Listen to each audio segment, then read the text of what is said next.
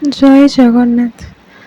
ଆଜି ମୁଁ ଆପଣଙ୍କୁ ପ୍ରଭୁ ଜଗନ୍ନାଥଙ୍କ ବିଷୟରେ ଗୋଟେ ଛୋଟିଆ ଅନୁଭୂତିଟେ କହିବାକୁ ଯାଉଛି, ଯାହା ମୋ ସାଙ୍ଗରେ ଘଟିଥିଲା। ଆମେ ପୁରୀ ଯାଇଥାଉ, ବହୁତ ଖରା ହେଉଥାଏ, ପୁରୀ ଯାଇଥାଉ।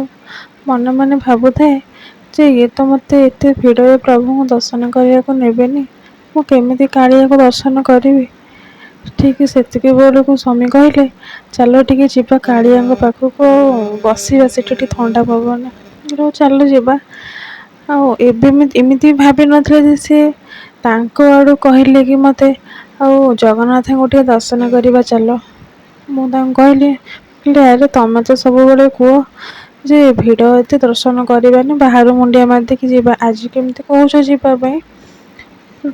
ହଉ ଚାଲ ଯିବା। ଏଇଆ ଭାବିକି ଆମେ ଗଲୁ। ପ୍ରଭୁଙ୍କର ନୀଳା ଦେଖ କେମିତିକା, ଭିତରକୁ ଯାଉ ଯାଉ ଦେଖିଲା ବେଳକୁ ପୁରା ଫାଙ୍କା। ଏତେ ଫାଙ୍କା ଯେ ପ୍ରଭୁଙ୍କର ଦିବ୍ୟ ଦର୍ଶନ କରିକି ମନ ପୁରା ଆନନ୍ଦିତ ହେଇଗଲା ଆମର। ପ୍ରଭୁଙ୍କ ନୀଳା ନ କହିଲେ ନ ସରେ।